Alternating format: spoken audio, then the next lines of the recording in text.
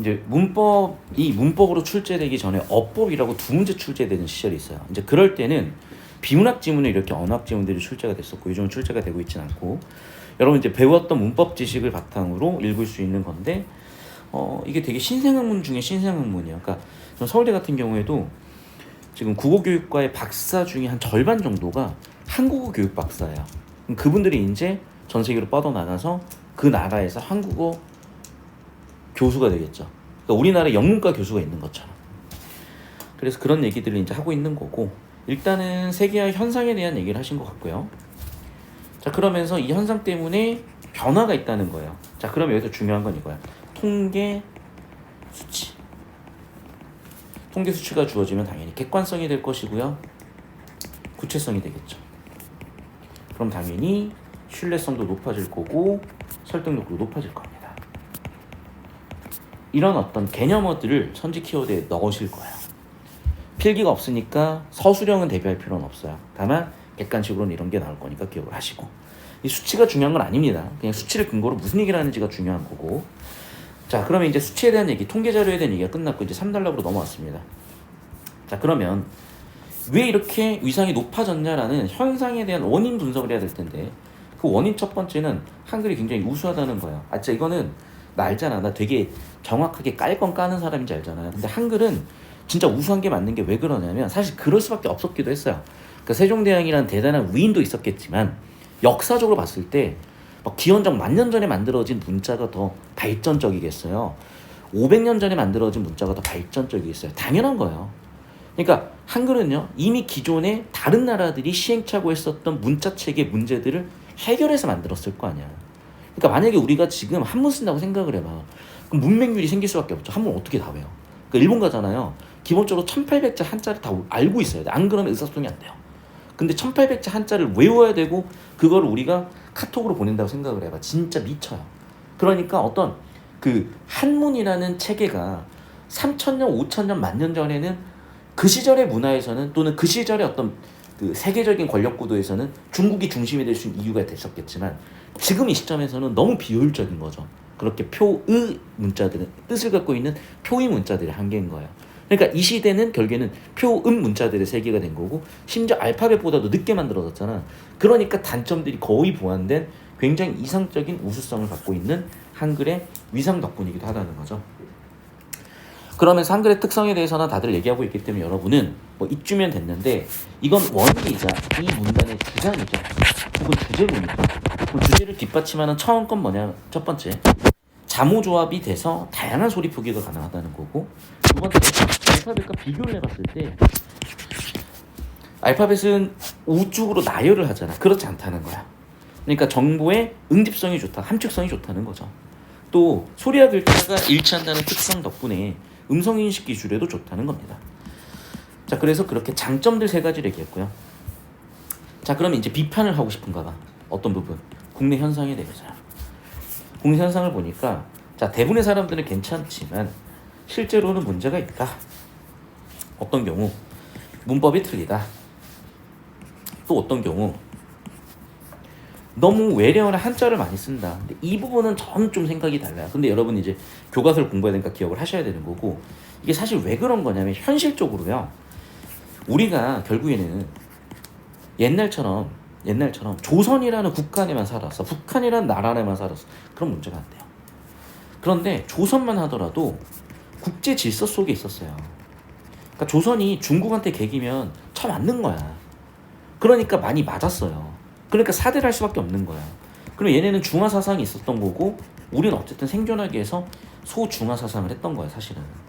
그러니까 사실은요 맨날 있었잖아. 예를 들면 북벌이냐. 그러니까 우리의 사대의 대상이 누구여야 되냐. 청나라여야 되냐 명이어야 되냐. 그러니까 북벌에 대해서도 우리의 사대의 대상이 명이다. 아니다. 청이다. 을이다. 아니다. 변화적인 걸 따라가야 된다. 이런 논쟁이 있을 수밖에 없었던 거야. 지금도 마찬가지야 사실은. 지금의 국제주는 당연히 미국이에요. 그리고 지금 전 세계에서 60%가 영어로 생산이 돼요. 정보가. 한국어요 0. 몇 %예요. 중국어도 의외로 1%였나 3%였나 밖에 안 돼요. 그럼 봐봐. 벌써 낙후되는 거예요. 하나 더. 그 시절에 국제질서였기 때문에 그 시절에 한문을 쓴다는 거는 그 사람의 신분이 높다는 걸 의미하기도 했던 거야.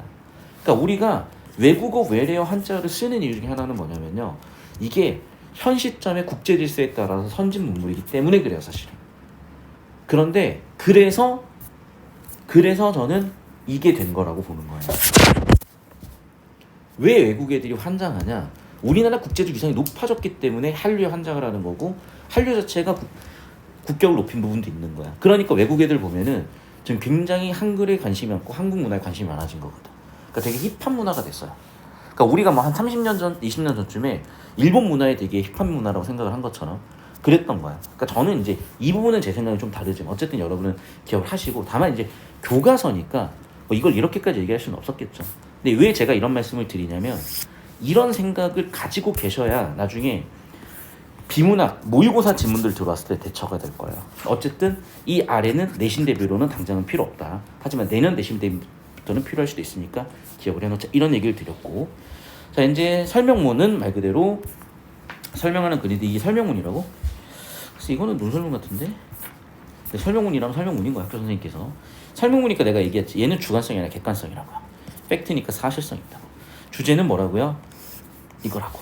두 가지인가. 첫 번째, 한국어의 세계화가 이루어지고 있고 우리 스스로 잘 지키자. 이런 얘기를 한 것 같습니다. 됐죠? 자 그러면 글의 전개 방식의 첫 번째, 비교가 한 부분이 있었고 우리의 태도에 대한 촉구 부분이 있군요. 그러니까 사실 여기까지는 설명문적인 성격인데 아래쪽은 사실 논설문에 가깝거든요. 근데 그런 필기는 없으니까 일단 무시하십시오, 여러분. 제 얘기는. 자 계속해서 뒷받침하는 문단들이 나열되고 있습니다. 이 정도면 된 것 같고 선생님께서 구조도 그려주신 건가요, 이거는? 네. 자 이제 어떤 구조든지 보이나요? 이거의 결계는 글의 최상의 개념은 한국어의 이상이라는 거야. 자 그럼 이 하이에서 그 두 가지가 있다는 거야. 세계적으로 봤을 때와 국내적으로 봤을 때요. 세계적으로 봤을 때는 1번, 2번, 3번이 있고 국내적으로 봤을 때는 4번, 5번, 6번, 7번, 8번이 있다고 쓰신 것 같고 쓰다 말았냐. 쓰시라는 거야, 찾아서. 그럼 이것도 뭐로 내겠다고? 객관식으로 내겠다는 의도로 보이셔요. 됐습니까? 자, 써보시길 바라고. 이제 얘는 따로 학습지가 없는 것 같아요. 당연히 이 내용들을 채워 넣으시는 걸 다시 한번 손으로 반복해 주실 필요가 있겠네요. 이 정도입니다. 그냥 짧게 이제 마무리 지을게요. 1분만. 이게 내신 국어는 특히 고1은요. 그냥 사회 한 과목의 암기 수준인 것 같아요. 그래서 이제 올해 제가 이제 그런 부분에서 좀 생각을 잘못했던 것 같아요. 무슨 얘기냐면 저는 여러분들이 수학이나 다른 과목에서 정말 잘 하고 있을 거라고 생각을 했고 그러다 보니 국어에서 좀 더 힘을 줘서 결국 수능 국어가 핵불이거든. 그러니까 여러분 고3 되면 국어 때문에 죽으려고 그래요. 지금도 만점자, 이과성 만점자 700명, 800명인데 국어 만점자 300명 수준이에요. 물론 표점 자체는 수학이 많이 나왔어요, 이번에는.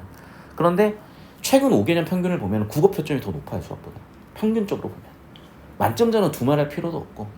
그러니까 결과적으로 여러분이 고3 되면 제일 힘들어하는 과목 중에 하나가 국어라서 사실 고1 때부터 연습을 좀 시켜드리고 싶었는데 이제 문제는 뭐냐면 당장 내신이 급한데 뭔 고3이야, 사실은.